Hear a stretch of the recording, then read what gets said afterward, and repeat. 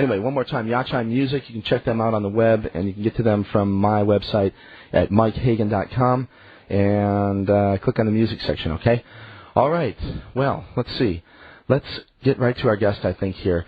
His career spans now over 3 decades, exploring, investigating, researching some of the most amazing, remarkable, mysterious places on this planet, above it, below it, in the oceans, all over it. He sold over 5 million books along the way in many different languages, including The Sign and the Seal, which I was looking through over the last week, Fingerprints of the Gods, Underworld, and most recently, as I just mentioned, Supernatural, which we will talk about tonight. Supernatural actually delving into the world of the shaman, something that we're very interested in on this program.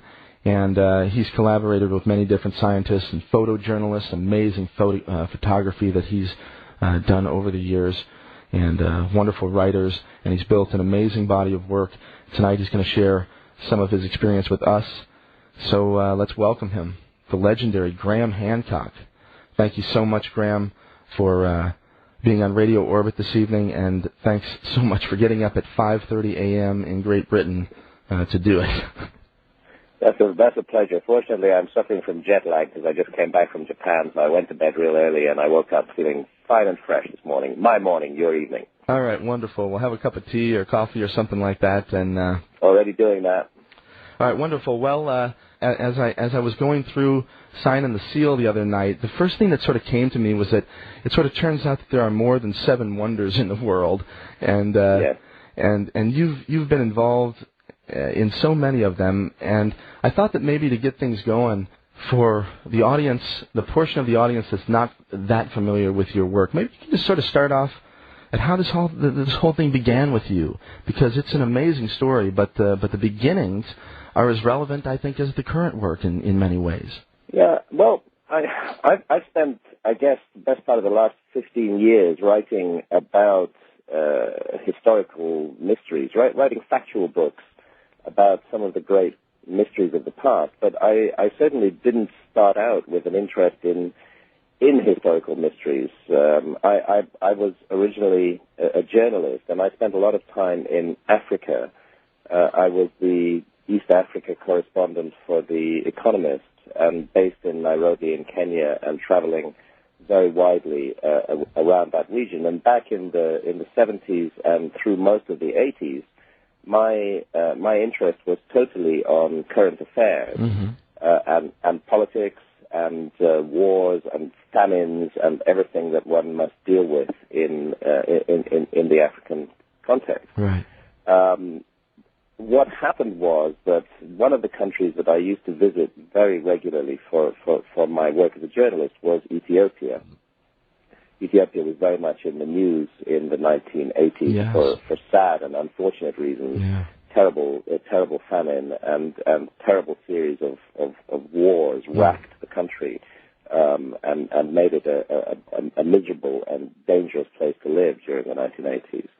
But I had to go there very, very regularly for my work. And while I was traveling in northern Ethiopia, I visited a historic city called Aksum. And at that time, Aksum was it was in the hands of the government, but it was completely surrounded by rebel forces. And so the only way into it was to sort of dive down into it in an ancient airplane and hope not to get shot out of the sky, which is what we did. And in Aksum, I came across the most extraordinary story. It's a sacred city. It has a cathedral, the Cathedral of St. Mary of Zion. It's important to register that Ethiopia is a very ancient Christian country, and in fact, it adopted Christianity long before Europe and Britain did, for example. Ethiopia is one of the oldest Christian countries on earth, and in Aksum, I found, talking to the monks and the priests of Aksum, that they were making the most amazing claim. They said that their city was the last resting place of the Ark of the Covenant. Right.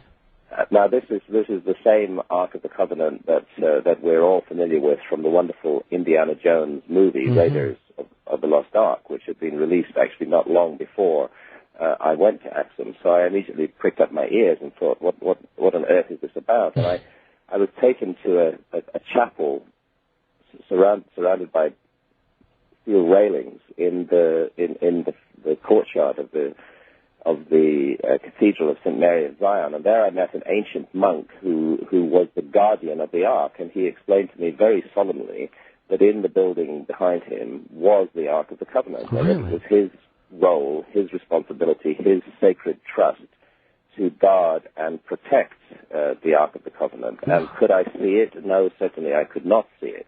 As a matter of fact, nobody was allowed to see it except him.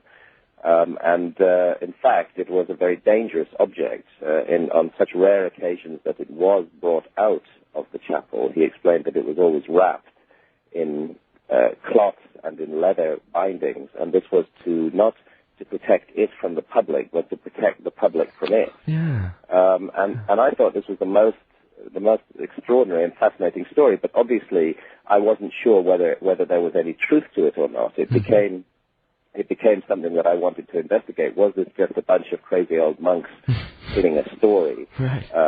or was it actually possible that it could be true? And during the 1980s, really as a kind of background to other things I was doing, and without any particular focus, I began to gather information on this story, and I began to talk to academics and scholars about it, and I found most of the academics were very dismissive of the Ethiopian claim. Yes, they had heard that Ethiopia claimed to possess the Ark of the Covenant, but no, it couldn't possibly be true. That tended to be their attitude, and yet I found that these were people who really knew nothing about the Ethiopian claim. And the Ethiopian claim, as I discovered, as my research continued, extends much further than Axum. In fact, every single church in Ethiopia, Christian church, contains a replica of the Ark of the Covenant, which is kept in its Holy of Holies. We're talking about more than 20,000 churches with 20,000 replicas here, and these replicas are so important that if they're taken out of the church, then the church ceases to be a sacred building. It's deconsecrated. So there was clearly and all of them gained their power by reference to the original Ark of the Covenant in the sanctuary chapel in Axum, in northern Ethiopia. Right. And I felt that something so widespread and so intense and so strongly felt throughout the whole culture couldn't just be based on nothing, as the academics said. So I continued to research and investigate this matter further, and I found that there were many anomalies and many problems. For example, Ethiopia at that time contained a population, a Jewish population, and these were, they were called the Falashas, and they were also known as the Beta Israel, the House of Israel. And they were practicing a very ancient form of Judaism, a pre-Talmudic form of Judaism. They still practiced sacrifice. They had priests, which is quite unknown in modern Judaism. They did not have rabbis. And it seemed that they were a sort of frozen pocket of Old Testament Judaism in Ethiopia. And so gradually, as the pieces came together, I began to realize that Ethiopia did indeed have a claim to possess the Ark of the Covenant. Huh, amazing. So where did it lead? Well, Ethiopia was locked in a civil war, and my return visits to the country were getting more and more difficult. I traveled far and wide, and finally, eventually, in 1991, this story extends much more widely than Ethiopia. To trace the story of the Ark of the Covenant, I found it was very important to look at the figure of Moses in the Bible. Who was Moses? What do we know about Moses? He's the one most directly associated with the Ark of the Covenant, because when he leads the children of Israel out of Egypt and into the wilderness of Sinai, it's at the foot of Mount Sinai that the Ark of the Covenant is built, and it's built to contain the 2 tablets of the 10 Commandments, on which the 10 Commandments are written by the finger of God himself. And so we can't separate Moses, who receives the 10 Commandments from God. We can't separate him from the mystery of the Ark of the Covenant. So I had to research Moses in depth. That meant traveling to Egypt and this was back in the late 80s, and getting myself for the first time immersed in the mysteries of Egyptian culture. And of course, Moses, we're told in the Bible, was raised in the court of the pharaohs. This meant that he was raised, groomed as a pharaoh, and as such he would have been initiated into all the secrets and mysteries of Egyptian magic. Okay. And I discovered that there were, in fact, in ancient Egyptian tradition, there are many objects which sound like the Ark of the Covenant, golden boxes containing some mysterious stone.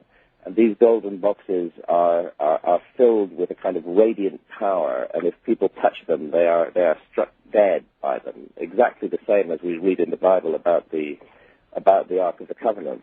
Yeah, it was necessary for me to travel to Israel to research this story. Fascinating and wonderful country that I've since revisited many times.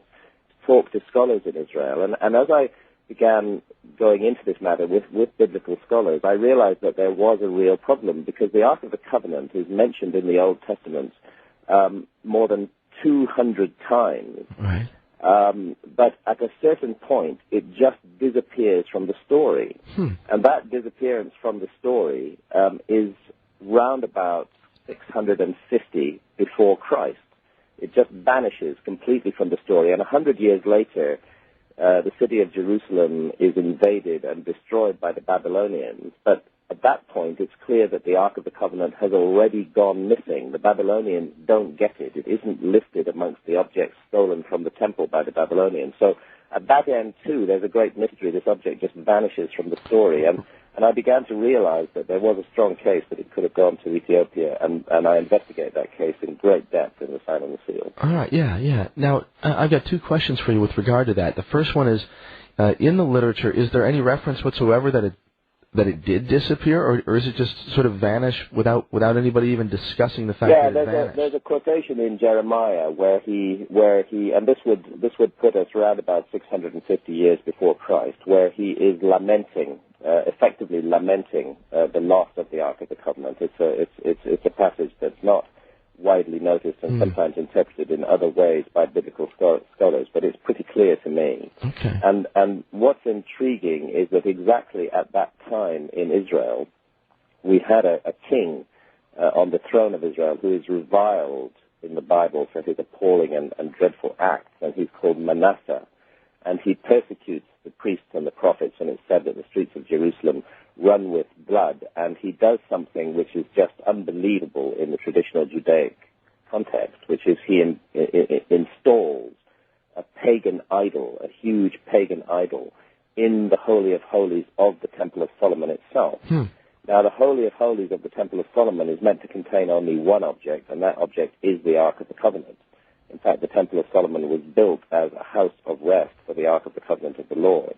And biblical scholars agree that the loyal priesthood at that time, the priesthood of the Ark, could not have allowed the Ark of the Covenant to remain in the temple when it would be defiled by the presence of a pagan idol. And so it seemed that there was a very high possibility that this was when the Ark of the Covenant was removed from the temple. It was removed in order to protect it from pollution by this pagan idol. And so the question was, where could it possibly have gone? And what I discovered was that at exactly that time, and very mysteriously and unexplained by scholarships, a second Jewish temple had been built far away on an island called Elephantine in Egypt.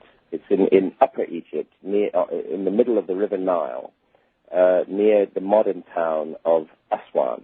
Okay. And this temple, we know from records that have survived that it had exactly the same dimensions as Solomon's temple.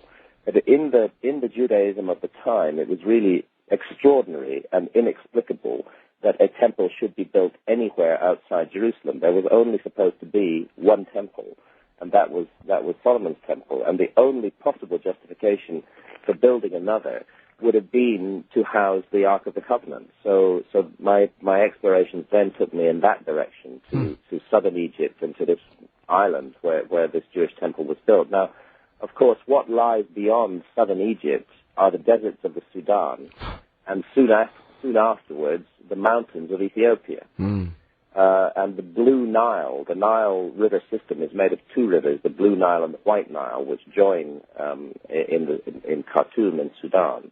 the Blue Nile originates in Ethiopia, and it originates on a wonderful lake in the highlands of Ethiopia called Lake Tana. Interesting.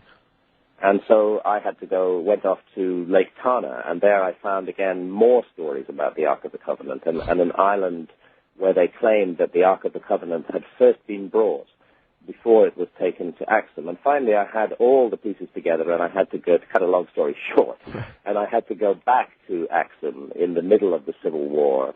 It involved a 9-day journey from the Sudan, across the deserts of the Sudan, up into the mountains, this all by 4-wheel drive vehicle, driving only at night because the Ethiopian Air Force was constantly bombing the roads during the day. My God. At this point, I was traveling with the guerrilla movement, the Tigray People's Liberation Front, as they were called at that time. They kept me safe and took me on this extraordinary journey through the mountains and eventually back to Axum, where I was once again able to confront the guardian of the Ark of the Covenant, and who told me amazing things. Amazing. Incredible. Let me ask you this. There seems to be a reference throughout many different sort of traditions about the Ark being some sort of technology almost. And you mentioned that there's this sort of, it certainly has an effect, a physical effect that there seems to be concern about. Maybe you could expand on that a little bit. Do we have any idea what this thing might have been, or what it was used for? Or? I do go into this at some length in the Sign and the Seal, and I was more or less obliged to do so by the evidence that is found in the ancient text. You know, when I was studying the background on the Ark of the Covenant, the Bible itself is of course a huge source of reference on this subject. But there are many other sources outside the Bible, particularly in Jewish legends and traditions, which add to our information about the Ark of the Covenant. And really, everything that we can read about it, were it to be applied to a modern object, we would immediately say this is a piece of technology. This is something very powerful with an energy source that perhaps we don't fully understand. There are accounts of the Ark lifting up off the ground and flying towards the enemies of Israel. As it does so, it emits a moaning sort of sound, a kind of howling sound as it goes through the air. There's an extraordinary episode in the Bible where the Ark is actually captured by the Philistines in a battle between the Israelites and the Philistines. It's briefly captured by the Philistines, and they take it back to their city, and they make the mistake of opening the lid of the Ark. Right. And what happens is that the whole population of the city, who've been gathered round and peering down into the Ark of the Covenant, are struck down with a terrible and inexplicable disease, which in fact, if you look at the translations closely, is described as tumors. The people of the city are struck down with tumors, and that they die a horrible death, so much so that all they want to do is to get rid of the Ark of the Covenant. And they send it back on the back of an unmanned ox cart. They send it back to the Israelites because they're so afraid of it, and they clearly do not know how to handle it and how to deal with this. And so it goes back to people who do. There's an account of the Ark being taken up to Jerusalem by King David. And this is after the years of wanderings in the wilderness, and finally it's taken up to Jerusalem. And on the way to Jerusalem, again, it's on the back of a cart. It seems to slip, and one of the men in the crowd reaches forward to steady it, and he is instantly struck down by a bolt of fire which jets out of the Ark and just fries him on the spot. Now his intent was innocent. He meant to help. He didn't mean to do harm. But it seems that this was not some kind of moral judgment on him.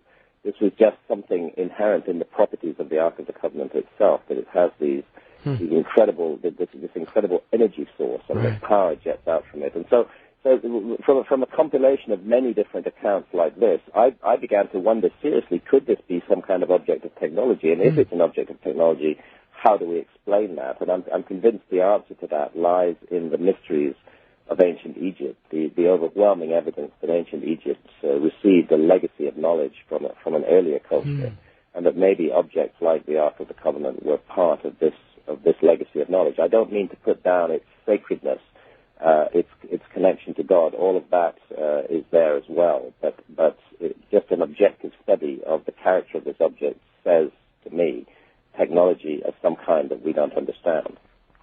That sort of leads into something that I was going to ask you anyway, so now's a good time to do it. You know, the standard model of history basically tells us that it's a linear sort of path, and we went from sort of stupid, primitive to supposedly smart in our present form. But there are many holes in those theories, and there's lots of evidence apparently out there that suggests that there were that history is perhaps more cyclical and goes through ups and downs, and there were perhaps civilizations long before our own that were in fact quite advanced. And maybe you could speak to that a little bit. Yeah, this has become a theme of my work over the last 15 years, really. And it all began because of the research that I did in the Sign and the Seal into the Ark of the Covenant. As I said, that part of that research involved my first travels in Egypt and confronted me with some of the riddles and the mysteries of Egypt as I tried to get to know the figure of Moses and his Egyptian background better. And the first time that I stood in front of the Great Pyramid of Egypt, I realized that I was standing in front of another mystery, perhaps even deeper than the mystery of the Ark of the Covenant. And I determined that I would begin to look into this when I finally finished the work on the Ark of the Covenant. The Great Pyramid is 450 feet tall. It weighs 6 million tons. It has a footprint of close to 14 acres. It's perfectly aligned to true north, south, east, and west. The error in alignment to true north is just 3/60ths of a single degree. It's almost clock-making accuracy. It's a really fabulous accuracy. It'd be a fabulous accuracy in a small building, but to find it in a building on this scale, one of the first large buildings, supposedly, that was ever built by humanity, really does create a problem. And we have to ask ourselves where and in what way did the ancient Egyptians learn to do this, if indeed it was built by the ancient Egyptians. And the story is that the pyramid was built 4,500 years ago in 2,500 BC. And indeed, if we look back, we find that there's about 100 years of building before that, and then just nothing. And it really is a mystery as to how they did this. So I began to wonder, what can be the explanation for this? Could it be, as the ancient Egyptians themselves say, that their civilization was a legacy of an earlier civilization, to which something had happened, which had passed its knowledge down to the ancient Egyptians, but itself had disappeared from the stage of history.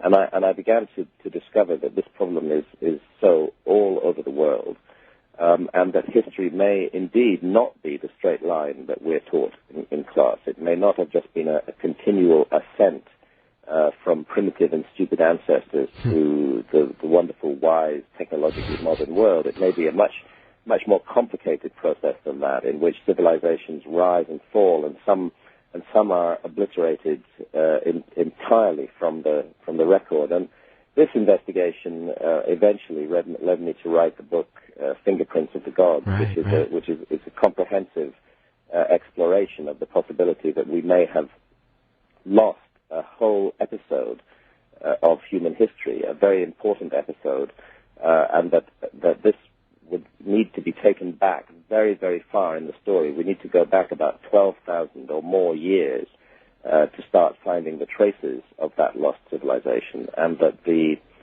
most likely circumstances in which it was lost from the record is what we know of as the end of the last ice age, which indeed occurred during the period about 12,500 years ago. That the planet had been covered in gigantic ice sheets. I mean, North America was covered in ice that was 2 miles thick. Northern Europe was covered in 2 mile thick ice sheets as well. So much water was taken up out of the sea to freeze into these ice sheets that sea level was more than 400 feet lower than it is today. And when all that ice melted and the water went back into the oceans, the sea level rose by 400 feet, and it swallowed up more than 10 million square miles of land all around the world that had been above water. It was a cataclysm on a gigantic scale by any standards, and in such a cataclysm, I believe, we lost the traces of an earlier civilization that now is remembered only in myth and tradition. Very interesting. Very interesting. All right, well, look, let's take a break. We're almost at the bottom of the hour here. So we'll hold on for a moment, and we will come back with my guest, Graham Hancock, and we'll continue our conversation with him tonight. You can get information about Graham and much of his background material, all of his books available, and some videos, I think, as well, at www.grahamhancock, that's GrahamHancock.com. And you can also get there directly from the Mike Hagan website as well. All right, we'll be back in just a minute, as we said, with Graham Hancock, talking more about this amazing adventure that his life has led him on. And we've got, I got a whole list of questions here that we can ask him as we get moving. So, all right, stick around. We'll be back in just a few minutes. This is a little bit more from Yachai. And this music, this song, I should say, is appropriately entitled Ark. We'll be back in just a few minutes with Graham Hancock. This is Mike. You listen to Radio Orbit. All right, one more time. That was Ark from Yachai. And that's on their CD, Sweet Mother Mercy. We've been featuring that all night, and we'll have a few more songs from Yachai throughout the rest of the program. All right, this is Mike, and you're listening to Radio Orbit. My guest is Graham Hancock, and we're talking about much of the adventure that's sort of taken him along an amazing path over the last many years. And, Graham, we were talking about Egypt, and there are so many questions that come to mind. But I guess one of the things that I've learned is that the oldest architecture seemed to be the most sophisticated, and and it seems like there's an idea that most people sort of imagine that it was a progression in the opposite direction, but it turns out that the oldest stuff is apparently the best. Yeah, that is one of the very strange and inexplicable mysteries about Egypt, and it's why I and a number of other colleagues working in this field, and I'd like to pay tribute particularly to John Anthony West, a great independent Egyptologist who's done so much to open up our thinking on ancient Egypt. We've come to feel that there must be something behind ancient Egypt which the historians are missing. And to get the first clue that there is something behind ancient Egypt, you only need to listen to the ancient Egyptians themselves in their texts that have come down to us. They speak repeatedly of a mysterious time that they call Zep Tepi. And Zep Tepi means the first time. Right, the first time. And it's the time of the gods. It's the time when the gods are said to have lived on earth and to have chosen Egypt as their special place, and they build mounds on certain sites which become the basis of all future temples. So the sense is that every Egyptian temple and every Egyptian sacred building is built on a place that was made sacred in a much earlier time by the gods themselves. And I think partly it's this process of construction and reconstruction on very ancient sacred sites that has led to the confusion about the antiquity of Egypt in the minds of scholars. Scholars are determined that it all begins around 3000 BC, which is 5,000 years ago, and just aren't open to the idea that there might be an earlier layer or level of civilization in ancient Egypt. But if you go to Giza, where the three great pyramids are built, you can see this confusing picture very clearly, because there's no doubt that large parts of the superstructure of the three pyramids at Giza were indeed created by the ancient Egyptians in the time frame that scholars say, which is the period of around 2500 BC. I don't dispute that, but what's intriguing is that there are other structures on the site which show every indication of being much, much older. The best example of this is the Great Sphinx of Giza. The Sphinx, of course, is a world-famous monument. It's a kind of icon for everything, for every mystery of ancient Egypt. And there it is. It's a lion-bodied monument with a human head. It faces exactly due east. It is carved out of solid rock. It's 70 feet high. It's 270 feet long. It's the most enormous rock carving that you can imagine. Now, John Anthony West, who I mentioned earlier, together with Professor Robert Schock, Robert Schock, yes, he's the professor of geology professor at Boston University. Right. As a matter of fact, Graham, it was, I think, one of the first times that I heard your name, I think, was a special that I saw. It must have been on the Discovery Channel or the Learning Channel or something like that. But it was with you and Robert Schock and John Anthony West, if I remember correctly, and it was amazing, and it blew my mind, and that was when I bought the first book that I bought of yours. So anyway. Right. Yes, we've worked together quite a bit, and I was in fact recently in the U.S. at a conference with Robert Schock. What's important to note about Robert Schock is, first of all, he is an absolutely established, tenured, mainstream academic scholar. Right. And secondly, he has been willing to consider possibilities that other scholars have not been willing to consider. And Robert has been driven towards considering these possibilities strictly by the scientific evidence. Nothing else. He has no preconceptions, nothing that he's trying to impose on the data, but the scientific evidence convinces him that the Great Sphinx is much older than Egyptologists believe. Egyptologists believe that the Great Sphinx was built cut out of solid rock in 2500 BC, 4,500 years ago, but the patterns of erosion and weathering on the body of the Great Sphinx and on the sides of the huge trench of rock that it was cut out of, it bears the unmistakable marks of weathering by very, very heavy rainfall over a very long period of time. And we have excellent studies of ancient climate now, which geologists have conducted, and those studies tell us that that in the last 5,000 years, Egypt has received very little rain. It hasn't received the kind of rain that could have caused this very deep weathering that we see on the Sphinx. And you really have to go back thousands of years earlier to find the kind of conditions at the end of the last ice age when the ice sheets were melting and heavy rain did fall on ancient Egypt. And therefore, on the geological evidence alone, the Sphinx appears to be much older than Egyptologists have guessed. And in fact, there is no objective scientific test that Egyptologists can use to date the body of the Sphinx. Many people think that carbon dating would provide a definitive answer on this, but actually it doesn't provide any answers where stone monuments are concerned. If a monument is cut out of solid stone, as the Sphinx is, you cannot date it with carbon dating. Carbon dating only dates organic materials that are found associated with the stone. So actually when the Egyptologists say that this Sphinx is 4,500 years old, they're just expressing their opinion.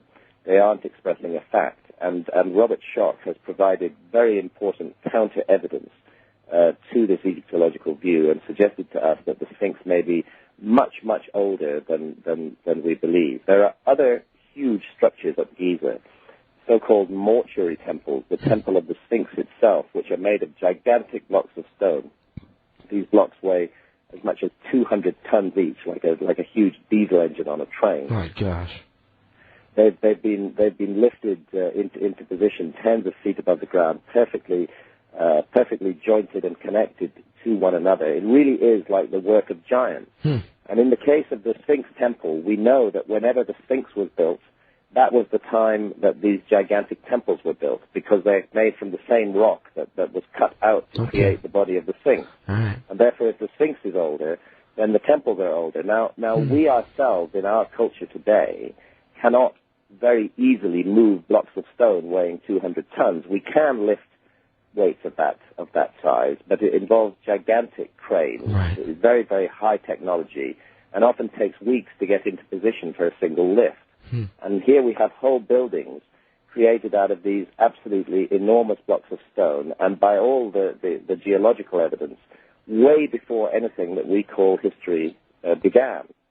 And underneath Giza, underneath the Great Pyramid, 100 feet under it, you find yourself into an extraordinary labyrinth of tunnels and passageways that exist under the Giza Plateau. And again, the evidence is, and I do go into this, of course, in much more detail in my books, the evidence is that these subterranean areas of Giza may also date back to that much earlier period. So I think we have a site that contains rock-hewn and tunneled structures that are perhaps 12,000 years old, and that was later completed and finished off by the ancient Egyptians in the historical period. The ancient Egyptians felt a connection to that earlier time. They had received wisdom and knowledge passed down from that earlier time, and they finished off the job. And it's because they were involved on the site as well as the earlier culture that there's this confusion about the identity of the site.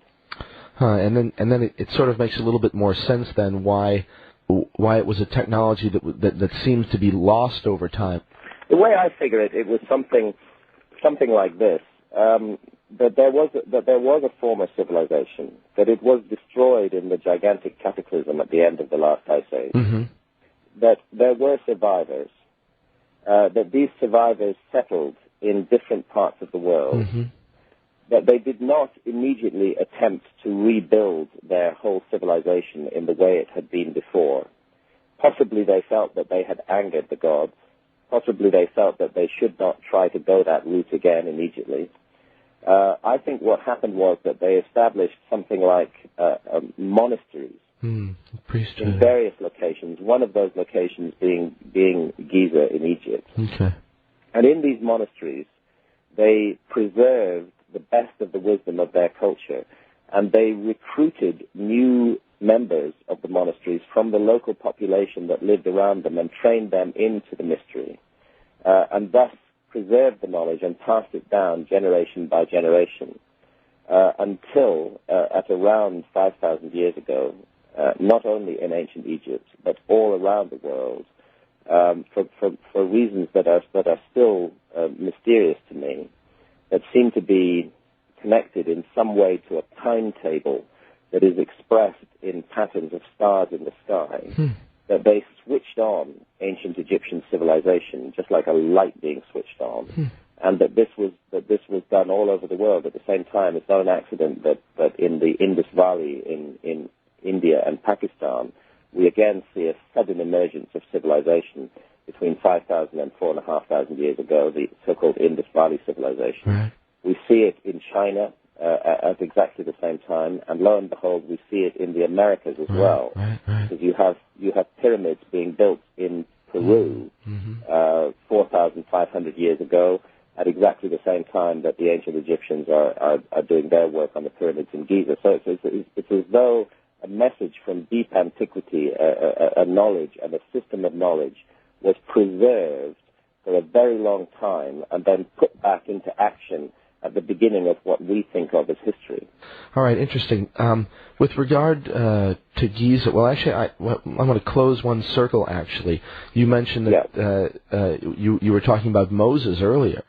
And so Moses would have been one of these initiates that you just spoke of that would have been a holder of some of this knowledge. Exactly. That's my view. That as an individual groomed to be a pharaoh and raised within the pharaoh's household as a prince of Egypt, he would automatically have been initiated into the high wisdom of ancient Egypt. Right. And this high wisdom was the wisdom of the gods, as the Egyptians saw it, which had been passed down since the first time, since that period that they called Reptile, which had been passed down for the benefit of mankind. And so Moses would have inherited and been trained and taught in this system of knowledge. And that may explain why the Ark of the Covenant is such an extraordinary object and does the things that it does.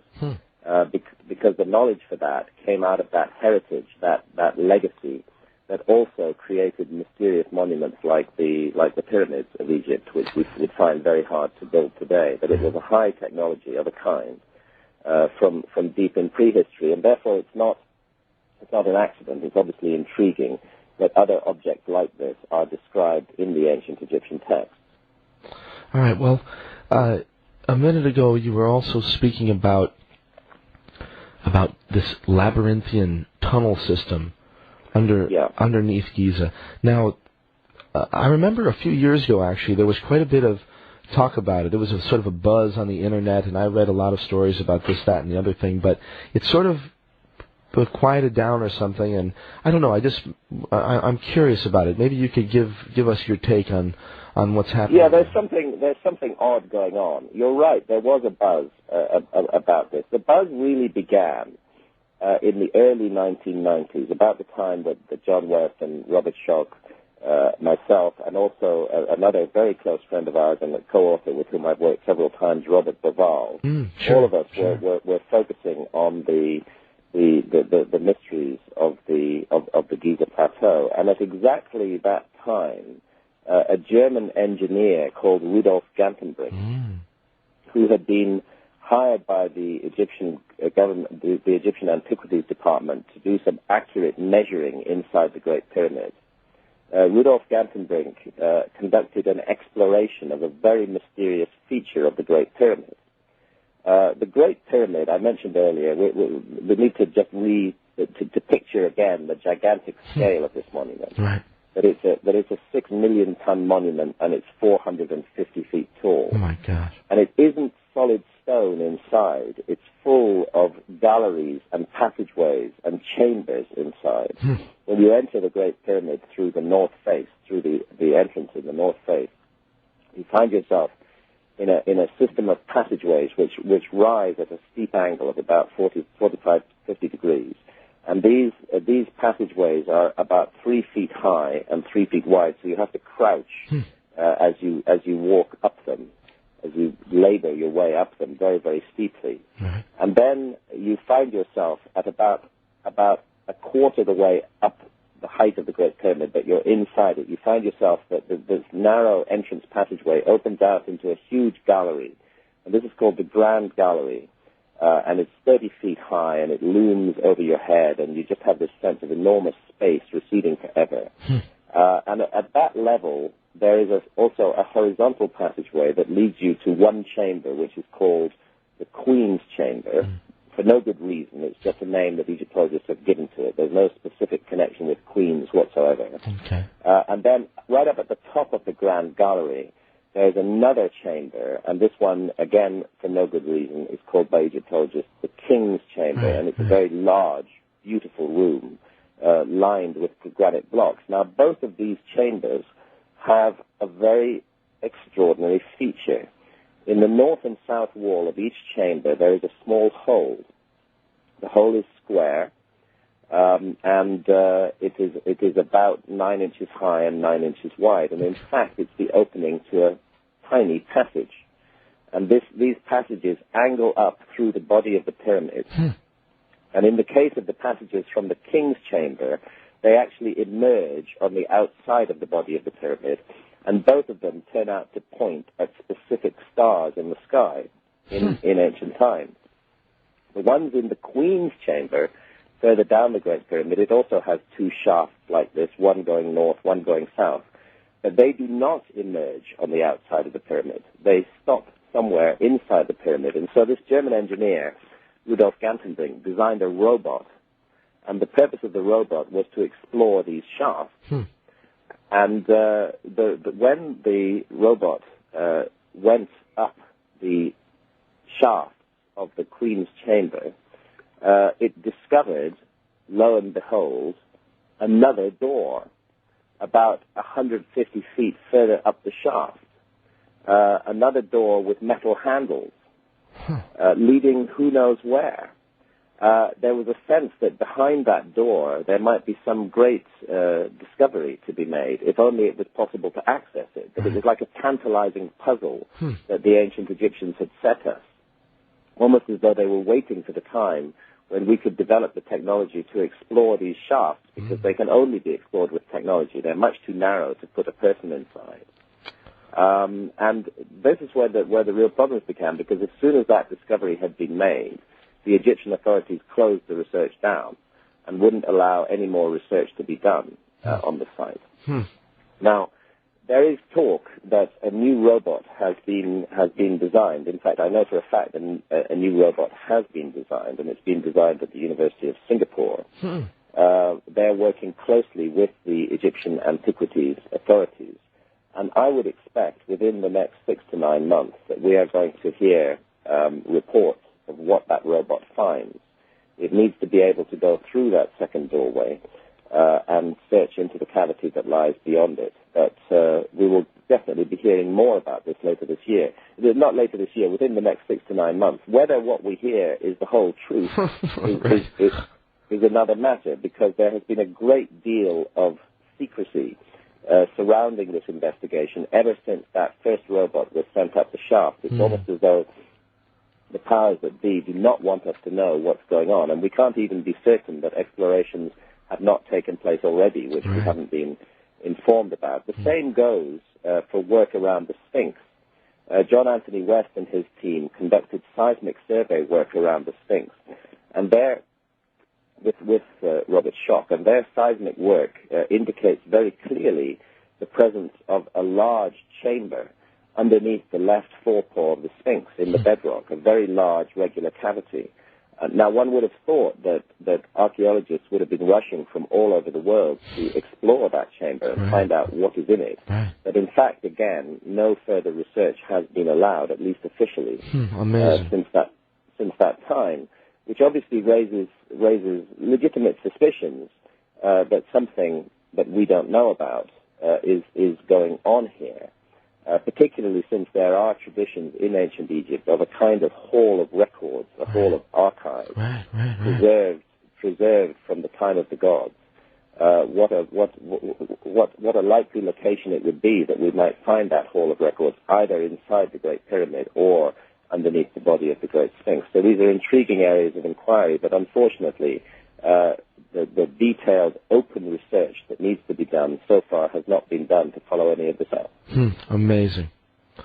Absolutely amazing, yeah, because you would think that that it would be, if the spirit of science is really alive, right, then that would have been, it would have been something that happened almost immediately. But obviously there's somebody putting the clamps on. Yes, and you would expect it to happen with full public information. Right. Because after all, these are a universal legacy of all of mankind. These monuments don't belong to particular archaeologists.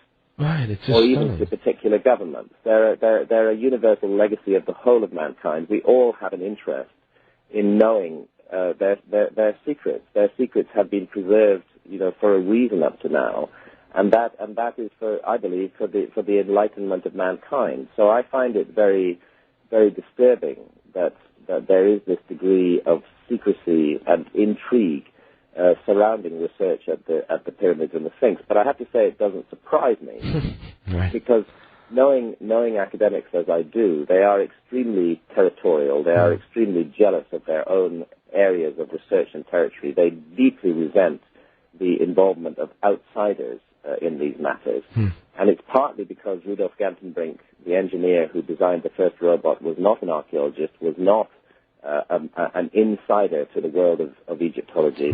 So also is the case with John Anthony West, with myself, with Robert Bovar, with Robert Schoch. We're not insiders in the world of Egyptology. So any insights and investigations that we produce tend to be automatically rejected by the inside team.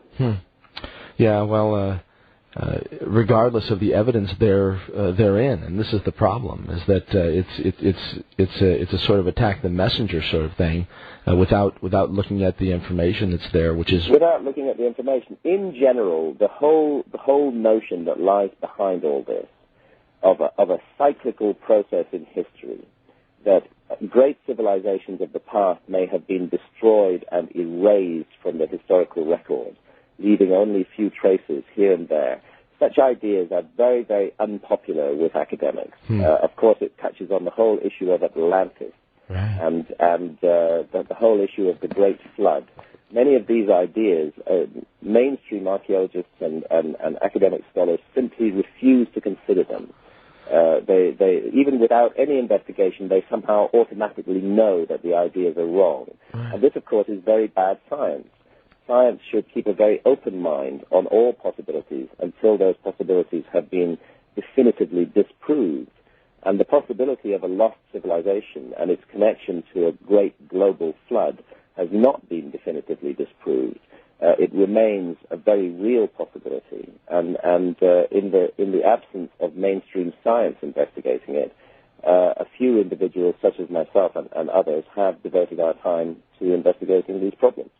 Yeah, well, it's a very interesting topic, and as a matter of fact, I had a gentleman on the air last week. His name is Michael Tsarion, and Yes. he's got a pretty interesting story to tell.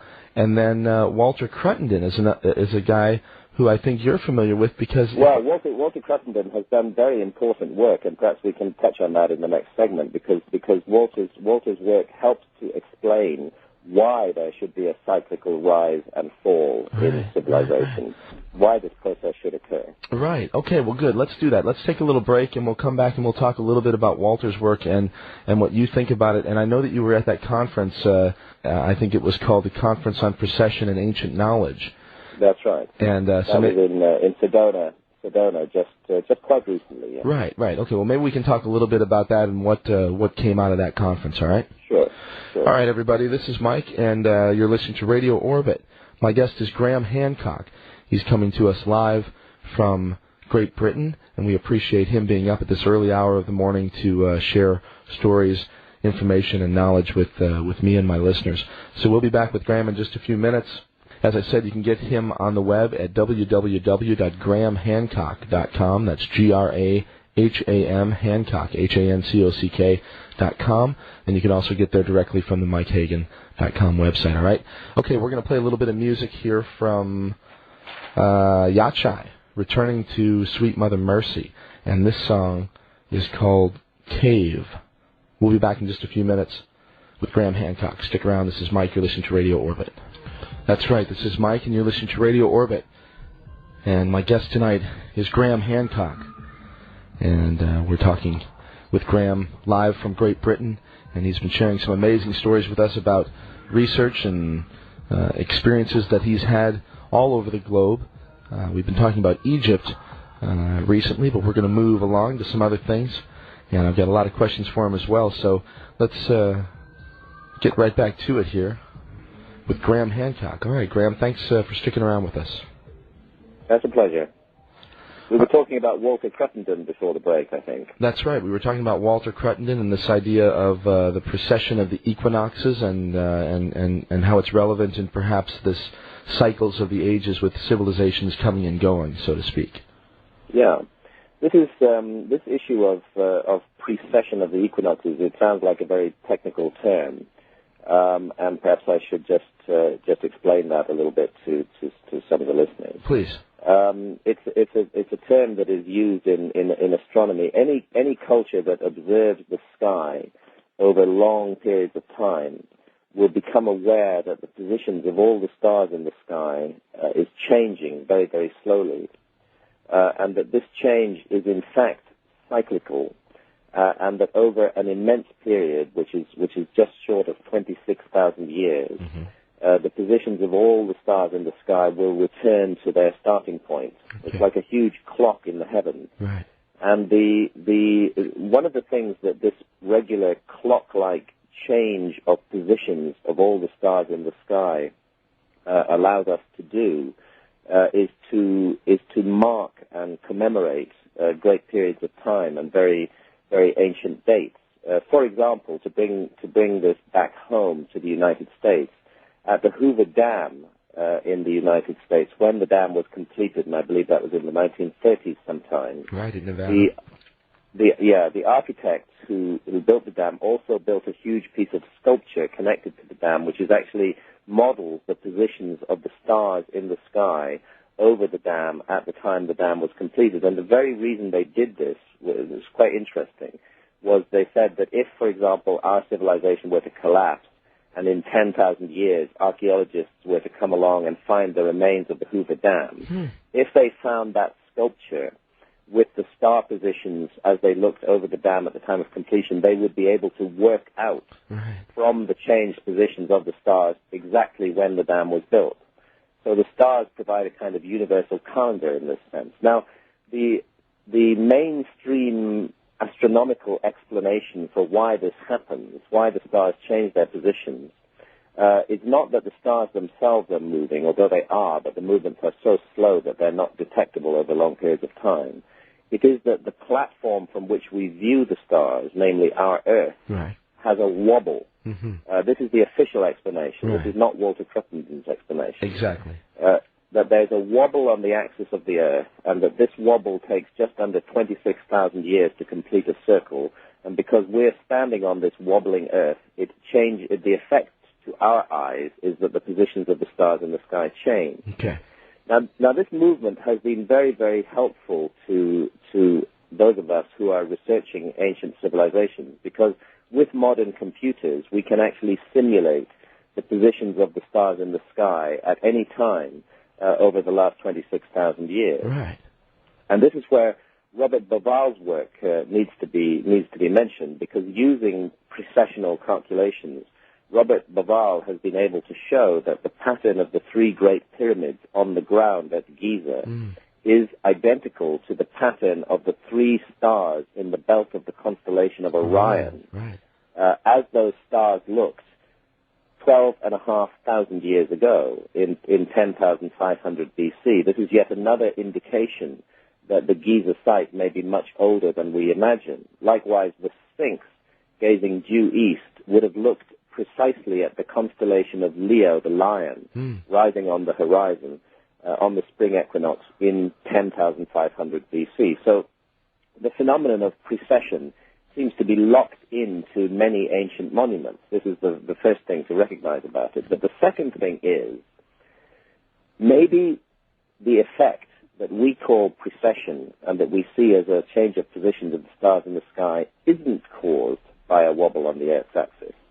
That wobble on the axis of the Earth is only theoretical. We don't know for sure that it exists. It's been invented in order to explain the phenomenon that is observed. And what Walter Cruttenden, who I believe was your guest before, at the Binary Research Institute has done, is he's come up with a whole new theory which would equally well explain the changing positions of the stars over a cycle of 26,000 years, but would also explain why, in that enormous cycle, civilizations might rise and fall. Yeah, and this explanation, to cut a very complicated story very simple, is that our sun is locked in an orbit around another star. In fact, most stars in the sky are parts of binary systems, as they're called. Right. And the suggestion is that our star, which of course carries all the planets with it, including the Earth, is involved in a great circular orbit around the heavens, an orbit that takes 26,000 years, around another star. And the suggestion very much is that that star may be the star Sirius. And the star Sirius, by the way, was also extremely important to the ancient Egyptians. They associated it with their goddess Isis. Right. And if this were the case, if the sun is orbiting on a huge track in the heavens, carrying the Earth with it, this would equally explain the changing movements of the stars as seen from Earth on that 26,000-year cycle. But the suggestion is that during the course of that orbit, our planet might pass through regions of space where it is subjected, for example, to much more intense or less intense electromagnetism than is the case today. And that these electromagnetic effects or other more physical effects may be the reason why civilizations rise and fall, that this may have an effect on human culture. And it is by far the most rational explanation that I've come across for the mysteries of the great cycles that seem to operate in human history. And fortunately, Walter is really continuing to investigate this subject in depth. He's published a book on it called The Lost Star of Myth and Time. That's right. Which is available on Amazon.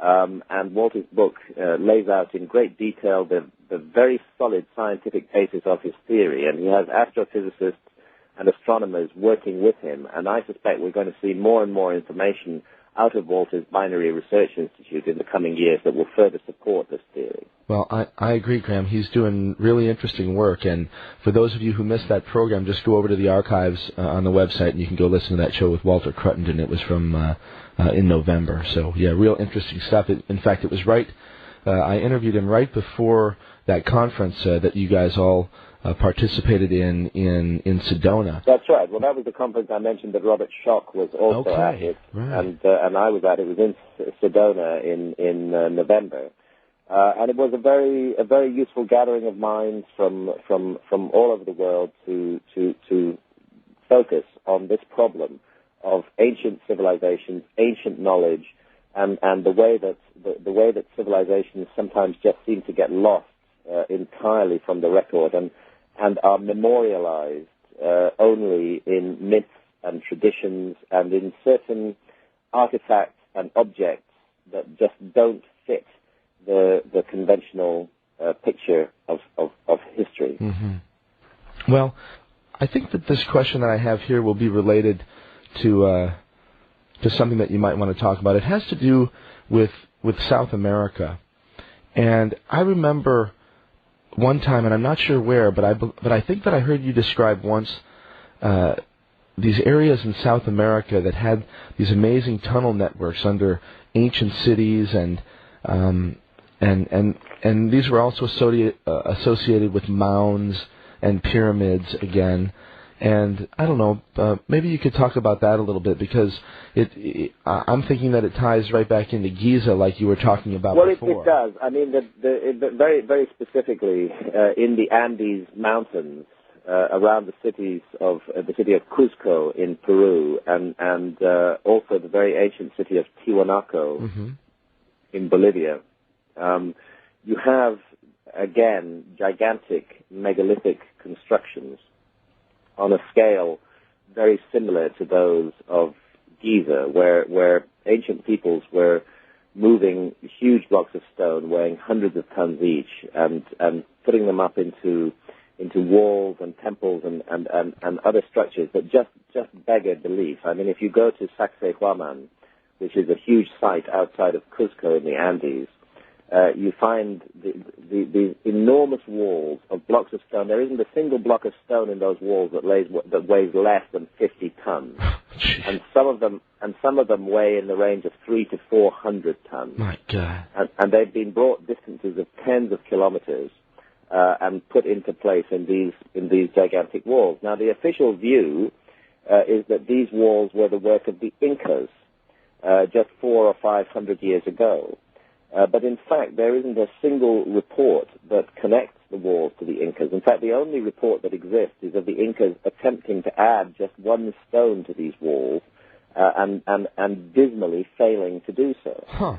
And the Incas themselves, again, did not claim they had built these walls. They said that they were much more ancient, that they'd inherited them, that they built their civilization on top of them. Now, there have long been traditions of underground passageways beneath Sacsayhuaman, and again, the same kind of secrecy that surrounds research at Giza has surrounded research there. But what I think it all comes back to, whether it's in South America, whether it's in Egypt, whether it's in China, whether it's in India, what it all comes back to is the hint of a much earlier civilization with technological powers that were later lost, and perhaps the survivors of that civilization settling at key locations around the world to keep the light of their culture burning. And I think that, as I say, whether we see this in South America, whether we see it in Central America, whether we see it in Europe,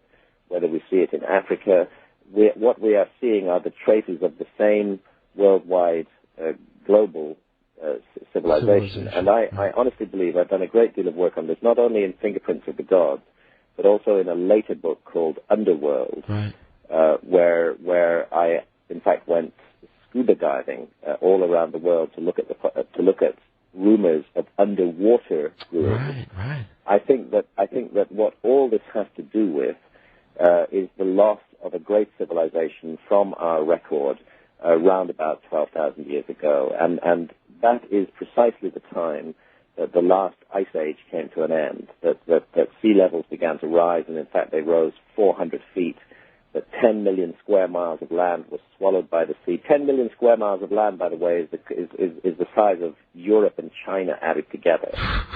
Was simply lost from the record, and has never since been investigated by archaeologists. And so the suggestion is that that's where we need to look if we want to pin this problem down. We need to be re-examining a number of mysterious monuments on land, and we need to be looking intensely in a very focused way under the water. Because what I found, and back in 1996, I learned to scuba dive so that I could do this research. Also, my wife Santa, who's a photographer, learned to scuba dive at the same time, and we then spent from 1996 through to the end of 2002 diving all around the planet. And what we were doing was we were following two lines of research. The first line of research was, is there a myth or tradition in this area that speaks of underwater ruins? Mm-hmm.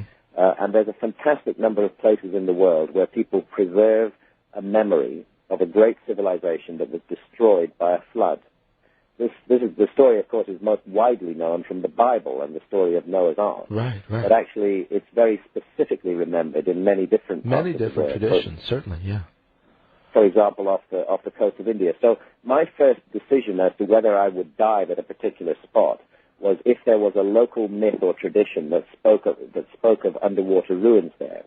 Secondly, I would talk to fishermen in the area. Had they seen anything odd? Had they found anything underwater? Had they caught their nets on anything, for example? Right. Thirdly, I would talk to I worked very closely with a geologist on the research for Underworld, and he has the latest evidence and data built into a computer program on sea level rise at the end of the last ice age. So he would be able to reconstruct any coastline for me as it looked before the ice melted. Interesting. And where I found that there was a local myth of a flood, that there were fishermen's tales of strange objects underwater, and where the geology indicated that the sea level had indeed risen very rapidly in that area, then this would be a place to go diving. Okay. Right. And again and again, we did find the most extraordinary and inexplicable ruins underwater in these places. And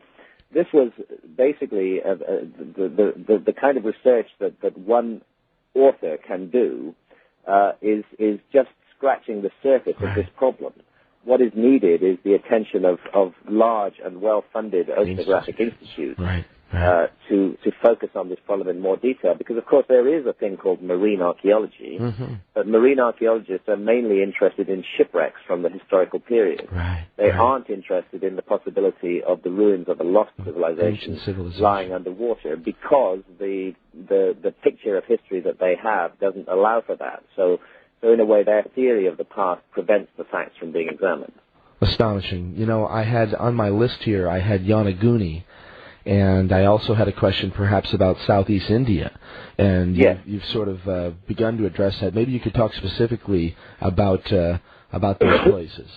Yeah, absolutely. They're both places that I dived extensively as part of the research for my book, Underworld. Yonaguni is the most southernmost of all the Japanese islands. It's in the Okinawa island group, but it's very far south, and in fact it's closest of all to Taiwan. And on a clear day you can see Taiwan from Yonaguni.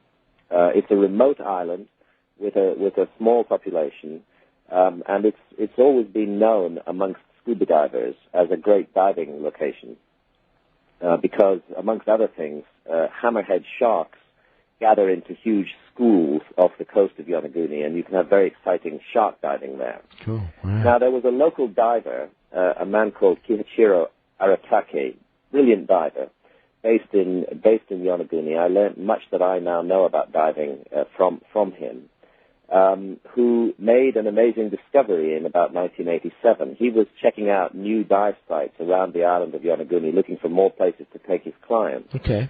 And he suddenly found himself at a depth of 27 meters, which is close to 90 feet underwater. He suddenly found himself looking at a huge man-made structure carved into the shape of a step pyramid with steps up the side.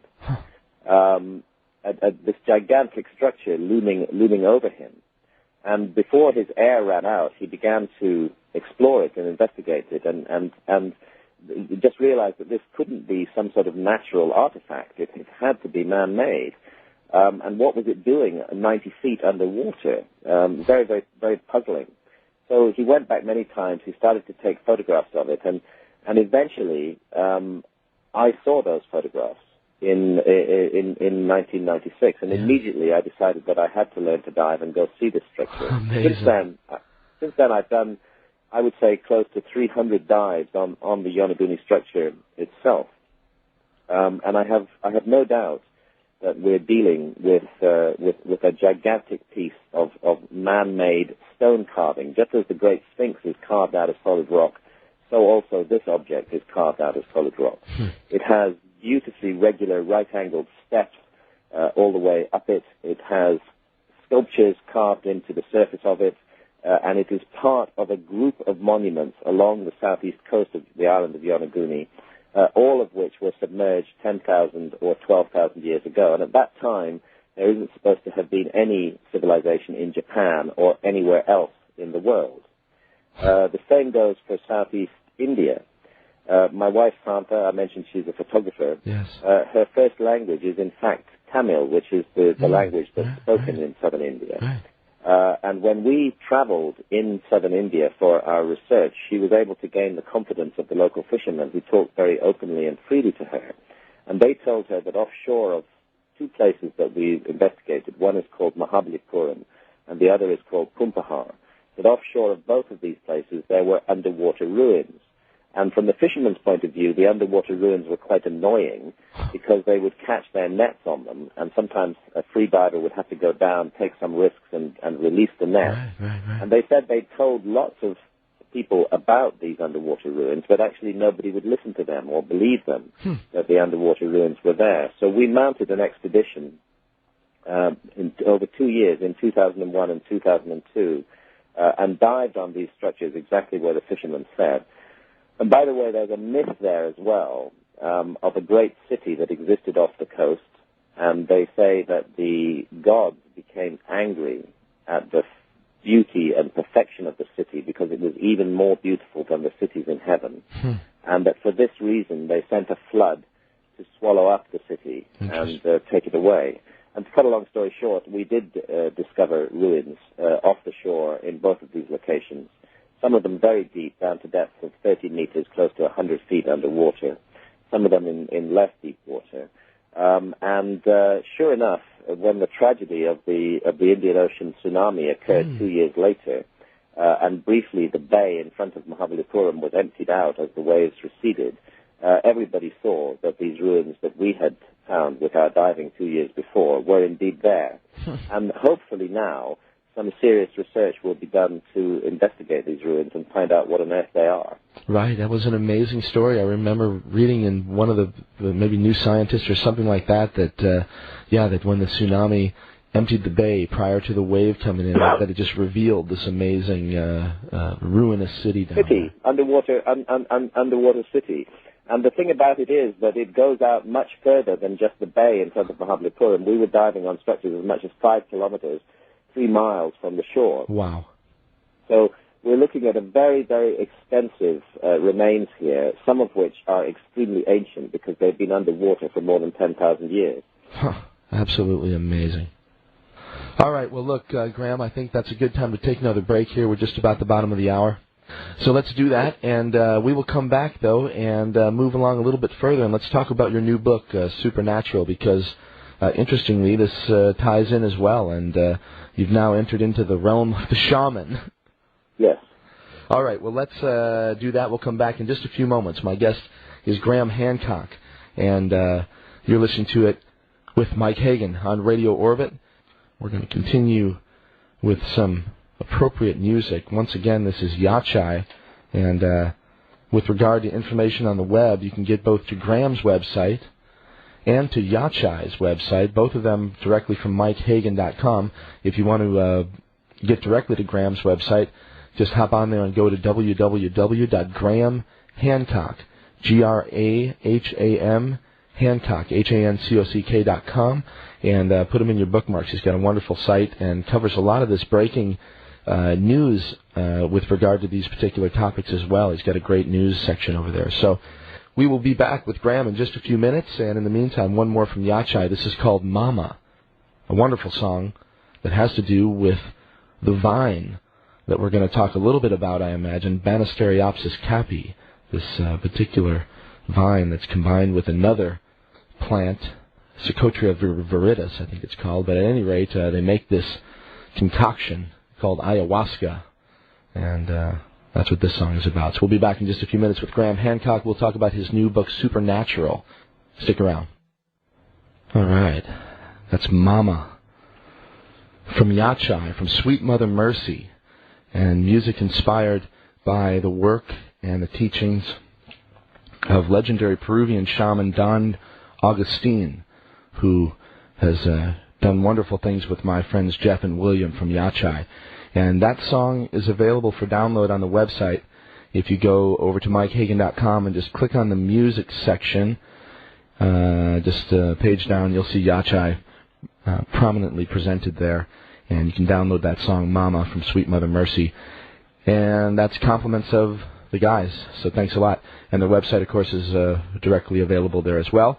And on the front page of the website, the link right over to Graham Hancock is the first thing you'll see. And his website is available as well. And we've mentioned that tonight, but it is grahamhancock.com. And put it in your bookmarks, okay? Amazing information there. And we're going to continue with Graham right now and discuss his new book. It actually hasn't even been published in the States yet, but it's worthwhile to talk about it because there's amazing stuff inside the book from what I hear and from what I understand from what I've read already. So, Graham, maybe you can give us a little bit of a synopsis about your most recent experience here and what brought you into the South American jungles and to the shaman.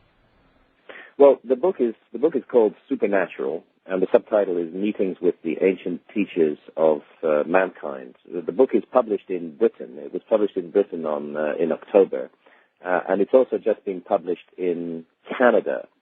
But it is not published in the U.S. yet. It will be published in the U.S. next September or October 2006. If anybody wants to get hold of it, they can get hold of it from Amazon.ca, okay. The Canadian branch of Amazon. Huh. Yeah, and once again, the title is simply Supernatural Meetings with the Ancient Teachers of Mankind. Okay. Where I went with this book, let me begin with a statement. Which is to do with the conclusion that I've come to. Certainly. Which is that inside every human mind, there is a secret doorway. And that doorway may be opened by certain techniques, allowing us to project our consciousness through into other worlds, other parallel dimensions that are real, but that are not normally accessible to us in this world. And the evidence that I've gathered suggests that about 2% of every human population has the ability to open this door inside their own brains and go through into other dimensions spontaneously. They can do it without any help. Okay. And those are the psychics and the mediums, and also, I believe, people who have the experience of being abducted by UFOs and aliens. I think that what they are experiencing is an interdimensional contact that is made available to them through their own consciousness. Okay. It happens to them spontaneously. For the rest of us, if we want to have those experiences, we need help. We don't just have quite the right brain chemistry to access these experiences. And that help has traditionally been available through a range of techniques that have been developed by shamans in traditional societies for tens of thousands of years. Right. These are techniques for entering into what the scientists call an altered state of consciousness. In some tribal shamanic cultures, this is achieved through rhythmic dancing. For example, the Bushman cultures of southern Africa, their shamans enter an altered state of consciousness in which they are able to contact the spirit world by dancing all night long in a very rhythmic, regular way until they become, they fall into a deep state of trance. And in that state of trance, they are able to send their consciousness into what they experience as an absolutely real other world filled with spirits and gods with whom they must interact. And they believe that whether we like it or not, we're involved with the supernatural realm. And that it's really important that we come to terms with that and learn to deal with the supernatural realm, and that's their technique for doing it. In South America, a different technique is used to alter brain chemistry in the right way, and this technique you mentioned before the break involves drinking a brew called ayahuasca. Now, ayahuasca is made. There are more than 80,000 different species of plants in the Amazon. And somehow the traditional tribal peoples of the Amazon made the extraordinary discovery that if you mix two of these plants together and cook them for many hours, you produce a liquid that, when drunk, completely changes the level of your consciousness. And the two plants that are involved, as you rightly said, one of them is a bush. The scientific name for it is Cichotria viridis. They call it chacruna in the Amazon. Yeah, chacruna. The leaves of the bush contain a very powerful hallucinogen called dimethyltryptamine, DMT, totally illegal in the United States, by the way. If the leaves themselves are consumed orally or cooked into a tea and drunk, they have no effect on us whatsoever because there's an enzyme in our stomachs that destroys DMT on contact. But the other ingredient of the brew, which is the vine called Banisteriopsis carpi, one of these jungle vines that hangs down from the tall trees, it contains a chemical which switches off the enzyme in our stomachs and allows the DMT in the leaves to be absorbed orally. So first and foremost, we are dealing with what our scientists call hallucinations here. That this is a chemical compound which gives us hallucinations. Now, the great mistake that our society has made is to believe that hallucinations are just disturbed brain chemistry and nothing else. There's a tendency to despise and even demonize hallucinations in our society, and to minimize their importance. But the truth of the matter is that our scientists don't have a clue what hallucinations are. They don't understand why in certain altered states of consciousness we start seeing things that don't exist in the real world at all, in this physical world that we live in. Right. And one of the areas that I go into in the new book, Supernatural, is the minimal scientific research that has been allowed into this subject. For example, Dr. Rick Strassman's work at the University of New Mexico, where DMT was given to human volunteers over a period of 10 years, has begun to shape the faith of those scientists in the existing model of reality, and to suggest an extraordinary new possibility, which is the possibility that shamans have known to be true all along, that our brains operate like receivers, like TV receivers. Most of the time, we are tuned in to channel normal. We have to be in that alert, problem-solving state of consciousness that is necessary for us to function in this physical world.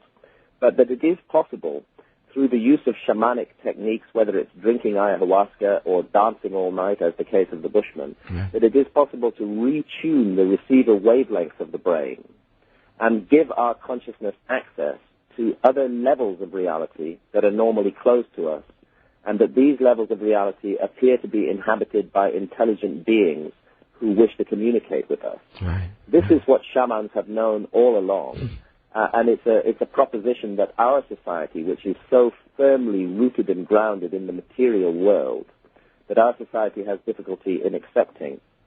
But as I investigated this subject much more closely, I came to realize that the shamans are right, that we're dealing with a profound mystery here, that the supernatural is all around us, that it can be accessed through changing our state of consciousness, and that some of the most important steps in human evolution may have occurred because our ancestors did access that supernatural realm. Absolutely.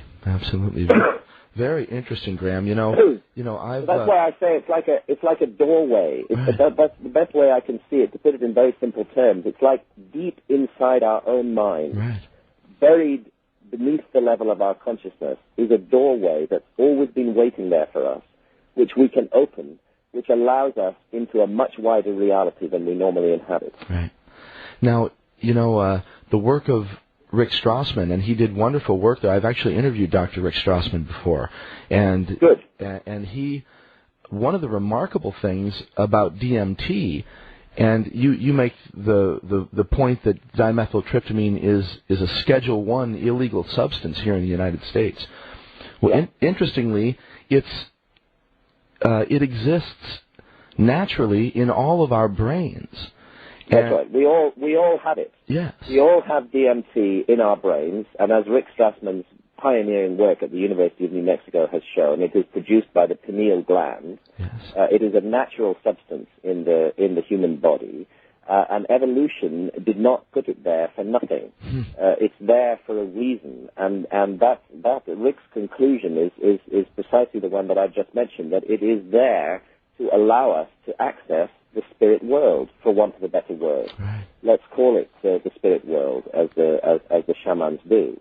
And part of my research has been to show that accessing the spirit world has been absolutely fundamental in human history, that we would not be human if we did not have that ability to access the spirit world. So it may be that our societies, in all their arrogance and scientific pride, may actually be making a terrible mistake in criminalizing and demonizing the kind of explorations of consciousness that shamans in traditional cultures undertake every day of the week. We don't allow those explorations of consciousness. We won't even think about them. We get hysterical and deeply nervous when anybody talks about hallucinogens. This may be a huge error that we're making. We may be defying our own evolution by this misguided social policy that causes so much misery. Well, I couldn't agree with you more, quite frankly. I think you put it very well right there. So, all right, so this is, how does this tie in? Is this the primary focus of the book? Well, no. The book for me began with a mystery, and as most of my books do. And the mystery has to do with the so-called human career. I accept the basic evidence of evolution as regards the human story. And our first ancestors, you can trace back 6 million years to the last common ancestor with the chimpanzee. And since then, the human line anatomically has been fairly clear. And what we see is, I'll be completely frank about this, 6 million years of boredom. The early human creatures, what happened as millions of years passed was they began to look more and more like us. They started off about 3 feet tall with very tiny brains, and as the millions of years passed, you can see from the skeletal record that they became taller, that the brain size became larger, that the brow ridges began to recede, that they began to look more and more like us. But over almost all of this period, their behavior is incredibly dull and uninteresting. What is it that makes a human being human? You know, the anthropologists used to think it was walking on 2 legs that made us human. No, that's not what makes us human. Lots of creatures walk on 2 legs, and they are not human, and they don't behave like humans. Is it tool using that makes us human? Again, we know now that this is not exclusive to human beings. Gorillas and chimpanzees use tools, and actually even birds use tools, like crows. So tool using isn't what makes us human. It's the ability to manipulate symbols, to think symbolically, to think in the abstract, to conceive of something that isn't right there in front of our faces. That's the real defining quality of the human being. Language. And the plain fact is that you don't see any evidence of that in the archaeological record for almost the whole of our 6 million year story.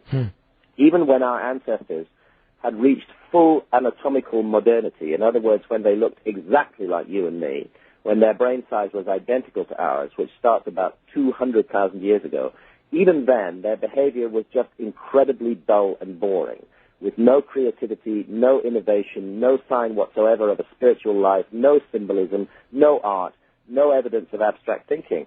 And this continues right the way down until very, very recently, just about 40,000 years ago, when suddenly it's like a light has been switched on all over the world. Right. And everything that we regard as real human behavior appears as a package all at once.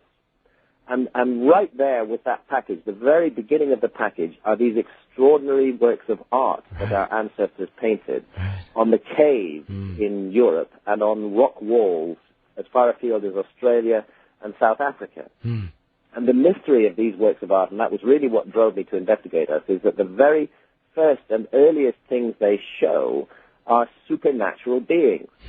Beings of a kind that are not encountered in daily life. Typically, these would be creatures with the body of an animal and the head of a human being.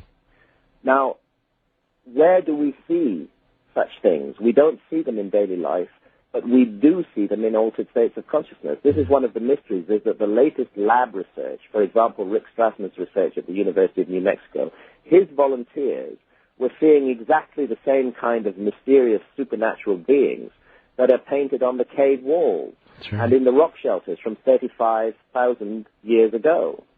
And clearly what they all have in common is an altered state of consciousness. In fact, it's obvious, it's evident, and the majority of anthropologists and archaeologists don't even bother to dispute this anymore, that our ancestors encountering and exploring altered states of consciousness was the very thing that made us human. Right. Shamanic techniques, where perhaps they stumbled across hallucinogenic plants. Initially by accident, they thought they were food items. They ate them, and they had these amazing experiences which completely changed their outlook on the world. Sure. These experiences are still being had today by shamans. And if we listen to what the shamans say, they tell us that the spirit beings, the supernatural beings that they encounter in the other world are their teachers, that they teach them everything they know about how to bring healing remedies back to their tribe, about the properties of plants, that all of this is taught to them by the spirit world. And my suggestion is that this is exactly what happened to our ancestors 40,000 years ago, that they were lifted out of 6 million years of dull-witted stupidity and turned on into the modern, creative, spiritual creature that we have become by encounters with spirit beings. And those encounters were facilitated by a change of consciousness. And that change of consciousness was most likely brought about by initially the accidental consumption of hallucinogenic plants. So what I'm saying is it's not an accident that these plants have evolved alongside us. Right. And that if we were wise in modern society, we would be looking for careful and intelligent ways to explore the mysteries that these plants lead us into, instead of hysterically criminalizing and demonizing their consumption. Well, as I said, I couldn't agree more, and I look forward to reading the book. And I've got to ask, why is there any is this related in any way to the reason why it's taking an extra 9 months or 10 months to publish it here in the States? Well, the feeling was the book is just now out with publishers in the States, and we're just at the point of doing a deal now, which is why I can say that it will definitely be published in September or October next year in the States. But this is a difficult and a dangerous subject. We have a thing called the war on drugs in our society, where anybody who even mentions any mind-altering substance in a positive light is seen as being extremely suspicious and dangerous. It's a subject that we just can't talk about in our society. So yes, it has slowed down the publication of the book in the U.S. a little bit, but that problem has been overcome. Actually, I'm not advocating the use of drugs. What I'm saying is that we need to listen to the wisdom of humanity as a whole. And the wisdom of humanity as a whole has indicated that certain of these plants, for example, the ingredients of ayahuasca found in the Amazon jungle, may play a fundamental role in what made us human in the first place. Right. And that it would therefore be very stupid of us to fail to examine the changes of consciousness that these plants bring. I've become convinced through my own research, through my own experiences with ayahuasca and other shamanic plants, that there is indeed a supernatural realm, and that it surrounds us and interpenetrates our daily lives in every way.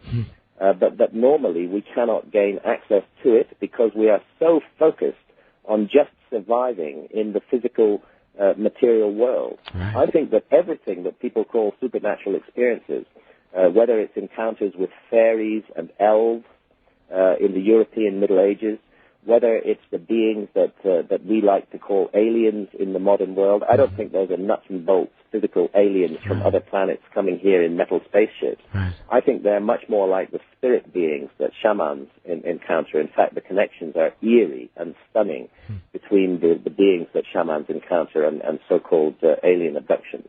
Everything that we call ghosts and spirits, all of this becomes accessible to us if we change the level of consciousness. So when people have supernatural experiences, it's because their state of consciousness has briefly been changed, whether by electromagnetic fields, whether by the consumption of hallucinogenic plants, whether just because they are people who can spontaneously fall into that state of mind. And briefly, they've been allowed a glimpse into another reality. And what the shamanic techniques allow us to do, if we're only willing to grasp this issue and actually do something about it, what the techniques that shamans have cultivated for thousands of years allow us to do is to systematically explore, encounter, and interact with the supernatural realm. Right, and I guess the rubber meets the road when they come back with valid, legitimate, relevant information. Which they do. Right. Again, I published this research for the first time. I bring it all together in my book, Supernatural, is that the scientific research with human volunteers and altered states of consciousness shows that every individual, even if they've had no contact whatsoever with one another, even if they're from completely different cultures, even if they're from completely different periods of history, in altered states of consciousness, they go to the same place and encounter the same beings with the same messages. Now, if all of these experiences are completely unreal, then we cannot explain this universality and this commonality of experience. There has to be some basis of reality underneath it. And this is an area that our society is utterly ignorant of, and that shamanic societies are the experts in. As a matter of fact, many of the shamans I worked with in the Amazon feel a sense of mission. They feel it's important that they come to the West, that they come to North America, that they come to Britain, they come to Europe, and teach us how to reconnect with the spirit world. Right. Because they believe that the doom that Western society is spreading around the planet results from the fact that Westerners have lost their contact with the spirit world, that we've cut ourselves off from it, and we desperately need to rediscover it. And they therefore believe that ayahuasca may be the vehicle for the salvation of the West, and they feel a strong urge to introduce us to it. And I believe that this is very important work that they're doing. Wow. All right. Well, it's amazing work, and I'm very glad that you're pursuing it, because it's something that I've been interested in for a long time too, and we talk about on this program pretty frequently. So really great to see the work that you're doing, and I think it is really important. And so what we'll do is we'll definitely have to plan another program, Graham, and talk about the book when it's released. Yes, I'll keep you posted about that, Mike, and hopefully I can come back on and we'll do a discussion about Supernatural when it's published in the States in September or October. Absolutely, we'll do it. And unfortunately, 2 hours like that, as usual, the time flies. So I can't thank you much. I can't thank you enough. It's been an early morning thing for you, and me and all my audience certainly really appreciate it, Graham. Thanks from my heart.